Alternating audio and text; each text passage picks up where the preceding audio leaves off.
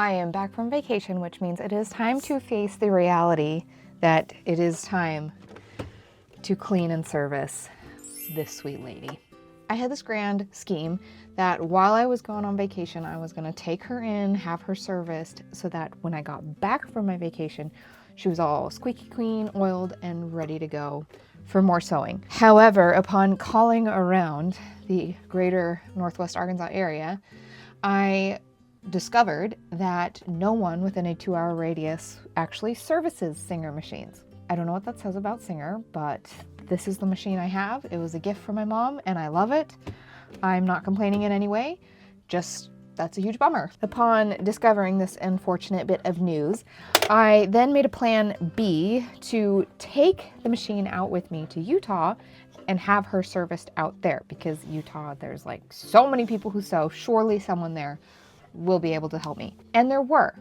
However, the places that I was calling that service machines all had like a 2 to 3 month wait list, and I would have needed it done in like the 4 days we were in Utah. In order to have it done in that time, they could do it for me, but it was going to be a $200 like rush fee on top of their $100 servicing fee.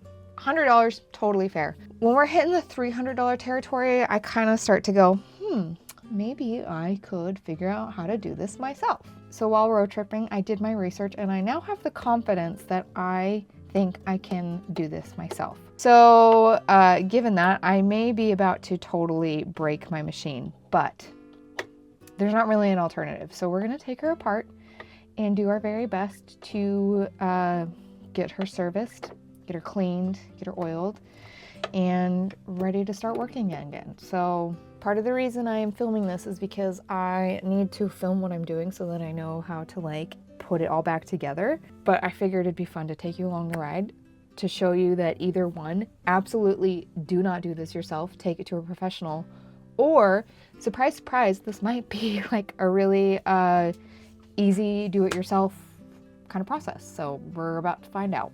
According to the very lengthy but blessedly very detailed YouTube video I was watching about servicing specifically Singer heavy-duty machines, these are the tools that I was told I needed to have. So first of all, oil to oil up your machine.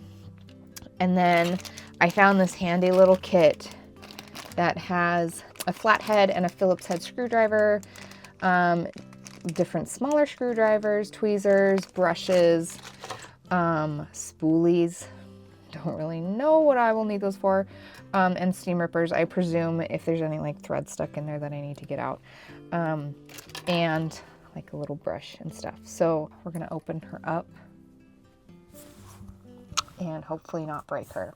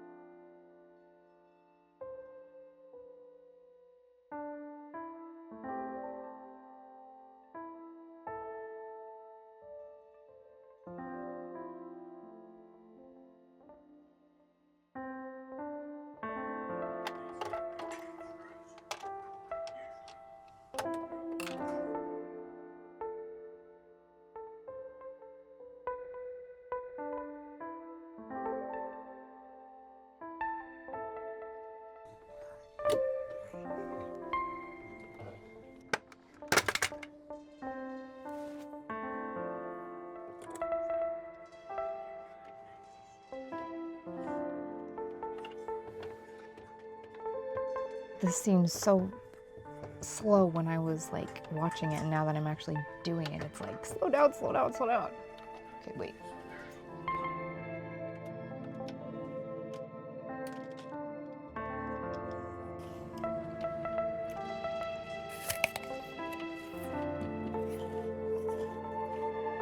I just realized I still have my mic on, so you can hear me quite clearly munching on this apple. You're welcome.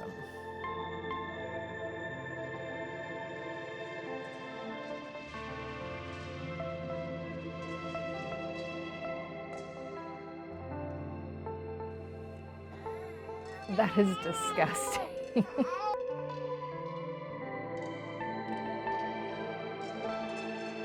Okay, so I think now is when I need to get out all these little brushes. I see what the spoolies are here because they kind of get like in these grooves. I don't know if that's what they were designed for, but I'm thinking that's what they're here for. Get your machines cleaned more than never. I did underneath, so now I need to do the bobbin case, which is arguably the worst part, the dirtiest part of it. The thing I'm not sure about as far as like cleaning is, I don't know if you can see in here, this is where all the like soda is spilled. I have a feeling that all of these parts, you know, as I've watched this tutorial, obviously we're putting oil on all the like moving parts to help it move more smoothly. Water / soap and oil are not like a good combo. And maybe I'm overthinking this, but I'm just a little worried that if I, you know, go in here and really like soap it off and clean it off, that it will get soap and water on parts that really shouldn't and then destroy my machine. So I'm kind of trying to think of a way to like really target these dirty parts without risking getting any other parts of the machine wet. I've got to think on it. In the meantime, I'm going to get all of this lint and stuff out of the bobbin case. That is probably a very good place to start.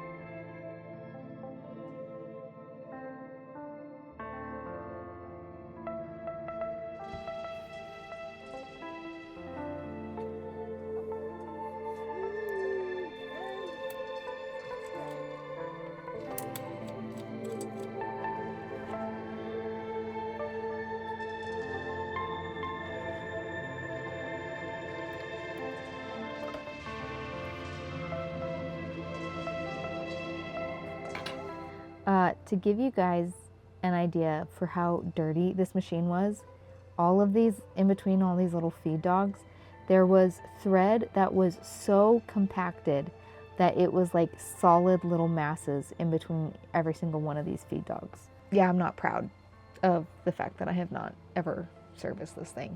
But you know what? We learn from our mistakes and we move on. And hopefully after doing all this, it all goes back together very nicely and works beautifully, and I have the confidence to just service it myself from now on. I think she is all clean. So now we can get to all the oiling stuff.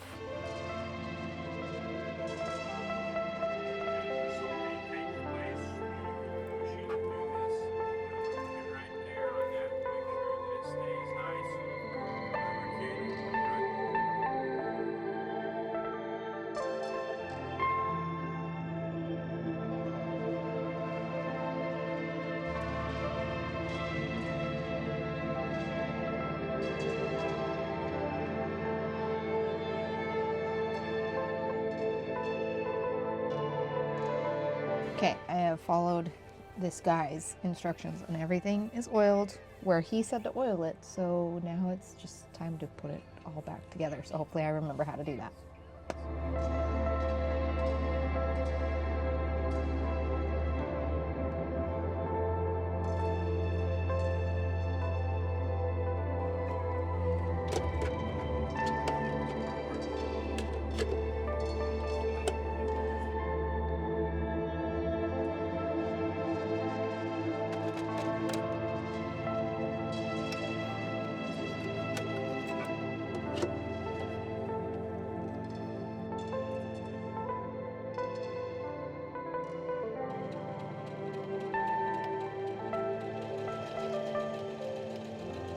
I honestly don't think she has sewn this good in years, and maybe I'm just like imagining it because I put all this hard work into it and like, you know, placebo effect, but no skipped stitches. I went slow and I went fast.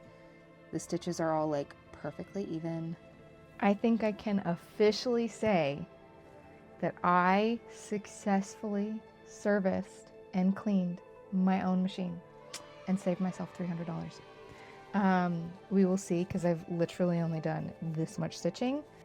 Maybe I'll like do a little update at the end of this video with the finished construction of this corset, which is the project that I need to work on. I need to add all the boning channels, so maybe I will add all the boning channels tomorrow. Not right now, because it's late and I gotta go to bed, because I have a 6-month-old that likes to wake me up a lot in the middle of the night.